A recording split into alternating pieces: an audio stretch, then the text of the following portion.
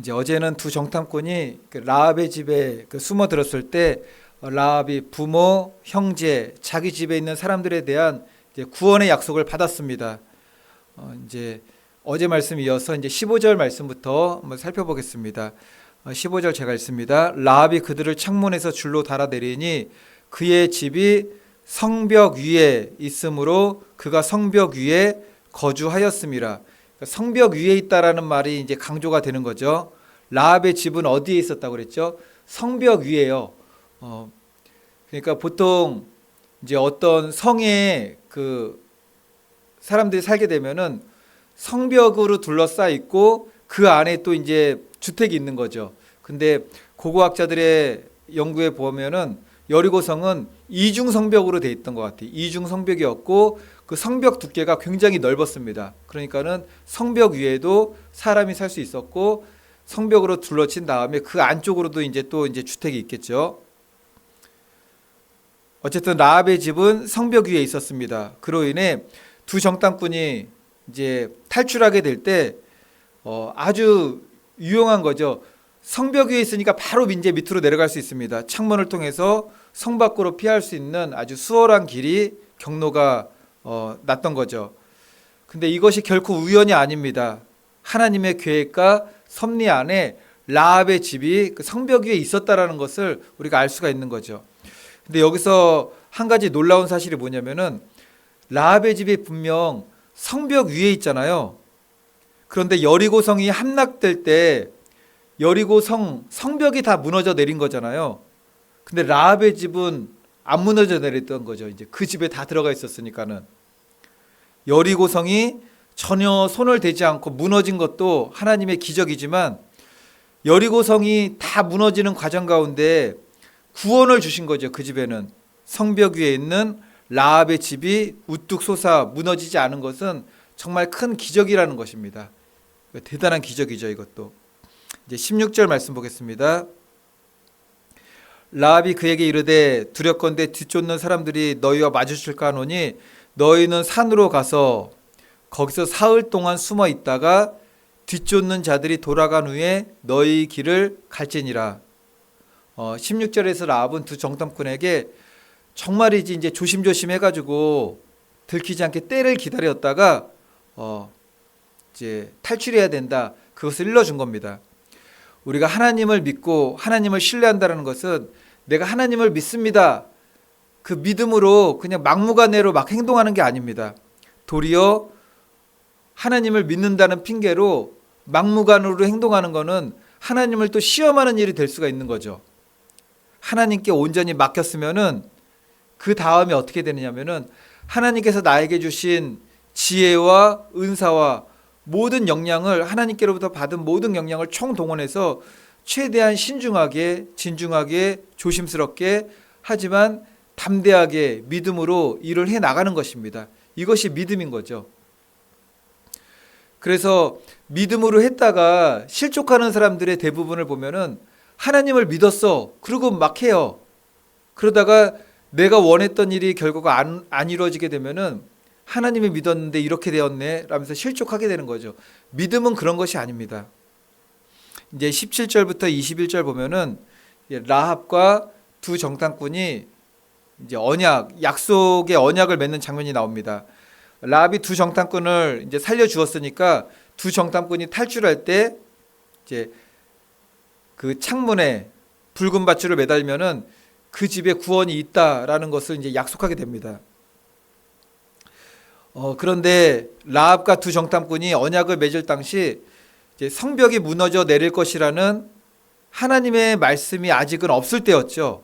성벽이 무너져 내릴 것이라는. 그런데 창문에다가 그걸 내겠대요. 성벽은 나중에 다 무너져 내립니다. 근데 창문에 줄을 내리는 거죠.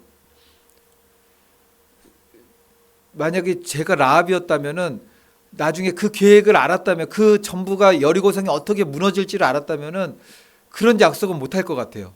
이게 이게 백성들이 돌 것이고 그때 여리고성은 다 무너져 내릴 것이고 그러면은 창문에 밧줄을 내라 그러면은 저는 창문에 밧줄을 낼 것이 아니고 다른 장소로 가겠습니다. 어느 장소에 있을 때니까는 거기서 저를 구원해 주십시오. 그렇게 얘기할 것 같아요. 그런데 아직 여리고성이 무너져 내린다라는 그 사실을 모른 채 약속을 했죠.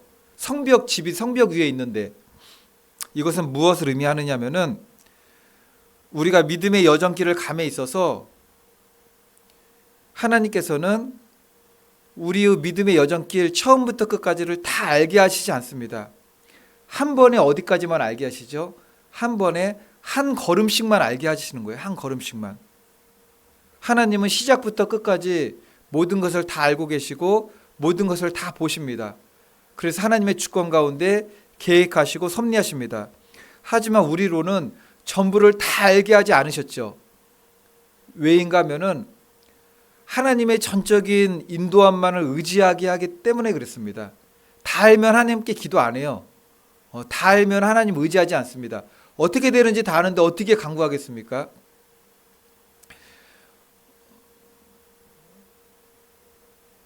그래서 믿음으로 산다라는 것은 전부를 다 알고 다 보고 가는 것이 아니죠.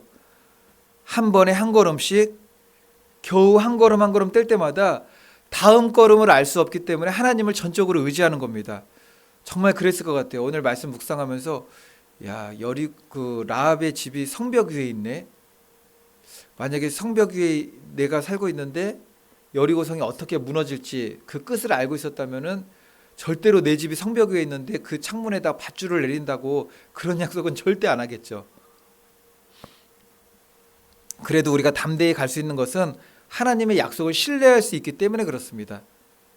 주의 말씀은 내 발의 등이요.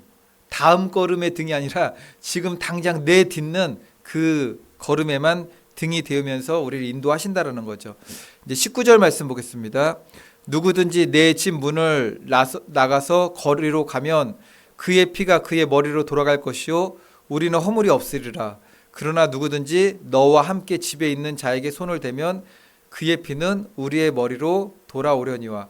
이 말씀만 보면은 구원에 대한 약속이구나 이해가 가는데, 성벽 위에 있는 집이 무너져 내릴 거라는 걸 알면은 집 밖으로 나가지 마, 이거는 너무나 이게 이해가 안 되는 거죠. 그럼에도 불구하고 하나님께서는 모두가 멸망하는 가운데 라합의 집만은 구원해 주신 거죠. 이제 19절이 주는 교훈은 그리스도인은 세상과 분리되어야 된다. 그러하면은 하나님께서도 세상과 분리하여서 그들을 구원하여 주신다라는 것입니다. 세상과 분리된다라는 것은 세상과 어울리지 말라, 세상을 떠나서 따로 살아라, 우주로 날아가 살아라, 그런 의미가 아닙니다. 세상과 분리되는 것은 세상에 살지만 그리스도 안에 거하라는 거죠. 이제 바닷가에 가면 이제 조금 있으면 또 여름이 오게 되겠는데, 무더운 여름 시원한 바다에서 그 서핑이라고 그러나요? 서핑을 즐기는 사람들을 보게 되죠. 바다 위로. 그 유튜브에서도 보니까는 아주 집채보다도 더 큰 것 같아요. 아주 그냥 작은 아파트만한 아주 큰 파도가 이게 굴곡을 주면서 이렇게 덮는데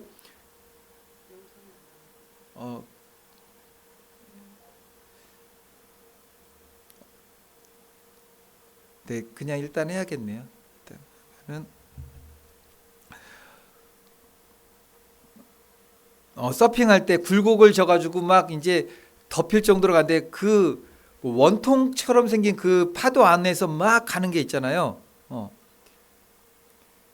그러니까 바다로 비유되는 세상에 살지만 바다에 침몰하는 삶이 아니라 바다 위를 어떻게 보면 서핑하는 것처럼 이게 하나님의 인도함을 받는 거죠. 승리하는 삶. 창세기에서 노아와 그의 가족은 멸망해 가는 이들로부터 하나님 말씀에 순종하여서 그 세상 그들과 분리되어 예수 그리스도가 예표가 되는 방주 안에 있으니까 구원을 받은 거죠. 구원을. 이제 다음 21절 말씀 보겠습니다. 라합이 이르되 너희의 말대로 할 것이라 하고 그들을 보내어 가게 하고 붉은 줄을 창문에 매니라. 라합이 두 정탐꾼에게 한 가장 중요한 말이 무엇인가 하면은 라합이 말했죠. 너희 말대로 할 것이라. 너희 말대로. 우리는 어떤 말을 해야 되죠? 하나님의 말씀대로 할 것입니다. 주님의 말씀대로 할 것입니다. 그리고 라합은 너희의 말대로 할 것이라 말한 다음에 자기가 입술에 고백한 그대로 창문에 붉은 줄을 매달게 됩니다. 하나님의 말씀을 믿겠다고 말하는 고백과 순종은 함께 가는 거죠. 그러니까 구원은 믿음과 순종이 함께 가는 겁니다. 이게 참된 믿음의 삶이라는 거죠. 야고보서 2장 14절 말씀 보니까는 내 형제들아 만일 사람이 믿음이 있노라 하고 행함이 없으면 무슨 유익이 있으리요? 그 믿음이 능히 자기를 구원하겠느냐? 믿음으로 행하는 것, 믿음과 행함, 믿음과 순종, 믿음과 행실 같은 말씀인데 같이 가는 겁니다. 그러므로 그리스도의 행실은 그러니까 믿음의 결과물이죠. 믿으면은 반드시 행함으로 따라오게 됩니다. 행실을 통해서 나타나는 거죠. 베드로전서 1장 15절 보니까는 오직 너희를 부르신 거룩한 이처럼 너희도 모든 행실에 거룩한 자가 되라. 라합이 하나님을 믿으니까 두 정탐꾼을 목숨을 걸고 살려줬던 거죠. 그리고 두 정탐꾼과 맺은 언약을 믿으니까는 두 정탐꾼은 탈출하였고 창문에다가 믿음의 그 붉은 줄을 달아내리게 되었던 겁니다. 바라기는 우리 오직 예수교회 성도님들 모두 성경에 기록된 하나님의 말씀을 절대 믿고 신뢰함으로 그리고 그 복음을 따라 살아가는 믿음이 되므로 날마다 하나님 앞에 거룩한 믿음으로 승리하시기를 예수님의 이름으로 축원을 드리겠습니다.